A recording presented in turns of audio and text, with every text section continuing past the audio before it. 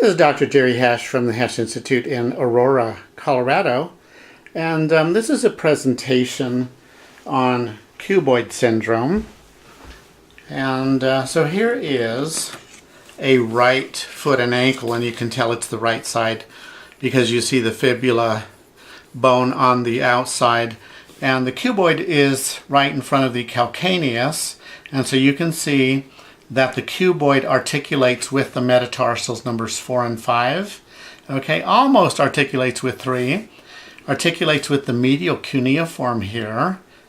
Lateral cuneiform. Okay, and then it articulates with the navicula as well. Okay, and over here we have our talus. Right here is the talus, and it articulates again with the calcaneus right here, and you can see by the design of this joint that the cuboid is designed to rotate with the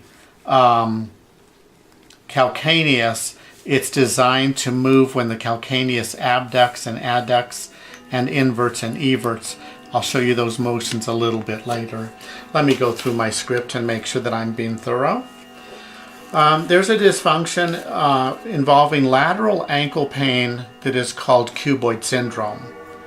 And cuboid syndrome involves pain in the region of the cuboid bone and a reduction of mobility of the cuboid bone. So the way that we locate the cuboid to palpate it is you can come along the 5th metatarsal and you'll feel this big projection, and you come right below that and then you're on the cuboid. And another thing that you can do is find the fibula and put your thumb in front of the fibula and then come one thumb width forward, and there's a generous amount of cuboid that you can purchase from below and from above. So the cuboid can be tested for up and down mobility, and it can also be evaluated for rotational mobility. And it is greatly influenced again by the midfoot, especially by the navicula right here. And so the midfoot rotation, you can see that involves movement of the cuboid as well as other bones. And it's also greatly influenced by the calcaneus. And so here's a back view of the calcaneus. This is eversion of the calcaneus. This is inversion of the calcaneus. This is abduction, where the front of the calcaneus goes outward and it moves the rest of the foot outward. And then this is a deduction, where the front of the calcaneus and the foot moves medially. Okay, there's also another movement which is inferior distraction, gapping those joints. Now, I'm very blessed to have this lovely mobile foot, and so it has elastic cord that allows for normal mobility.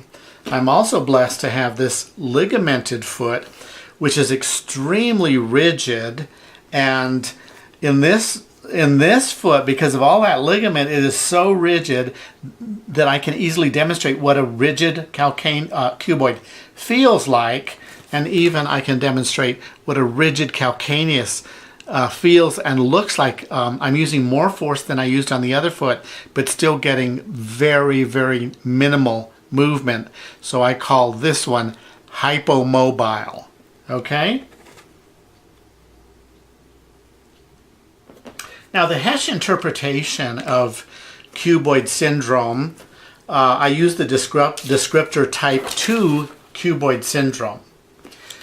Now, let me back it up and say that in the literature, when you read about cuboid syndrome, you typically read about a treatment involving a cuboid whip, in which the ankle is plantar flexed and a thumb is placed below the cuboid.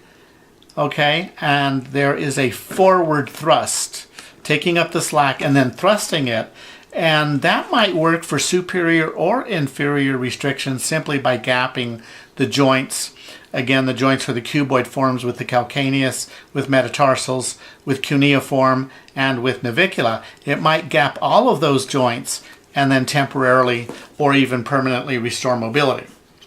Now in the Hesch interpretation, what I've named type 2 cuboid syndrome is a presentation of restriction of cuboid mobility, but also restriction of mobility of the midfoot in terms of pronation, and a restriction of the rear foot in terms of eversion, and especially of abduction. Okay? So treatment to restore mobility of the cuboid must incorporate treatment that restores mobility in the midfoot and also in the rear foot in the calcaneus as it moves on talus and as it moves with cuboid. And oftentimes restoring rear foot and midfoot restores the cuboid without a direct treatment of the cuboid. And so what I think I'll do is demonstrate how I work to restore those motions, and I'll talk about two movements of the cuboid. If I'm mobilizing the cuboid directly in an inferior direction, I call that a cuboid plunge. Okay? And the other treatment again is called a cuboid whip, in which it's whipped dorsally, superiorly, whipped superiorly. Okay? Now, when there is restriction of the rear foot mobility, what I do is I take the calcaneus and I distract it inferiorly. Now, if I squeeze the medial and lateral malleolus, then I'm blocking mobility in the ankle joint or talocrural joint, and the motion is then isolated at the subtalar joint. But I go ahead and incorporate those, and I stabilize the lower leg a little bit higher up. And what I do is I distract the calcaneus inferiorly, and the magic happens with abduction, which I also call external rotation. If you try and mobilize into eversion, you actually keep hitting against the lateral facet of the calcaneus, and that's non-productive. The secret is to distract and work on the rotational element in the transverse plane, which is formally called abduction. And so I do that 30 reps, and then I come back and I retest passive abduction, and oftentimes that is significantly improved.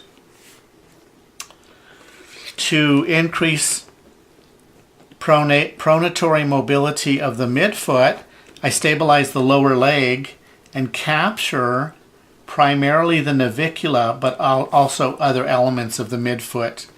And I just rotate it into pronation at end range and do 30 oscillations. There's also an anterior traction, which I can't really demonstrate, but I also traction to get some gapping between talus and navicula to facilitate that rotational mobility.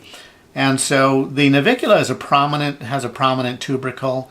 It's easy to find on the medial aspect.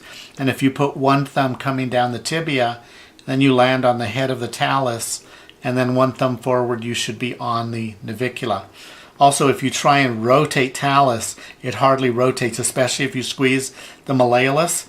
It hardly rotates at all. Whereas when you grab the navicula, it definitely will have some rotation. It has never been, in my experience, been completely stuck. So it's easy to distinguish between those two. And again, for treatment, I traction it forward and then rotate it 30 reps at end range into pronation. After that, I come back and I retest cuboid in terms of superior and inferior glide. And if that mobility has been restored, then I'm finished with that aspect of care, and now I go into patient education. Otherwise, if those other movements are fairly normal and there's still a little bit of hypomobility on the cuboid, then I will directly capture cuboid and work on superior, inferior, all the while working on pronation of the midfoot at the same time, creating a little bit of space for it, oscillating superior, inferior, and there's also a medial rotation, a medial and lateral rotation. And again, I do that 30 times.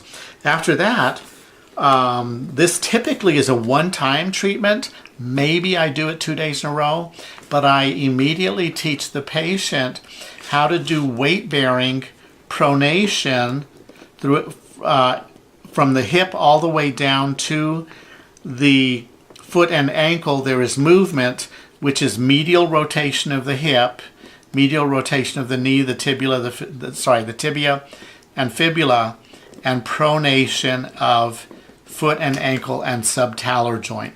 So I teach them to do that at end range, twisting the lower extremity and then doing oscillations 100 reps at a time. And I teach the patient that I tell them the truth, which is that most of my patients, a very large percentage of them, recover mobility with reduction in pain by doing this treatment, and typically within several days, up to 3 weeks, they should be significantly better. And other considerations are that if their hip is in external rotation and has tightness going into internal rotation, then that may cause them to put more weight bearing on the lateral aspect of their foot and ankle, and it might perpetuate this supinatory rigid type of foot and ankle. The other thing we teach them is that when you're in the car and you're using brake and gas, try not, be aware of your foot position. It's very easy to let the foot roll outward, or is that inward? I guess that would be inward. To roll inward, and that stresses all these structures in a supinatory manner. Instead, you should rest with the foot and flat, and you can lift the foot up and rotate on the calcaneus to get to brake, gas, brake, gas. I hope this is clear. But my visits with my patient are usually an hour and a half on the first visit, an hour on the second, and an hour if there's a third visit. And much of that time is educational. The actual hands-on mobilization takes less than 15 minutes. And I hope this has been informative. Thank you.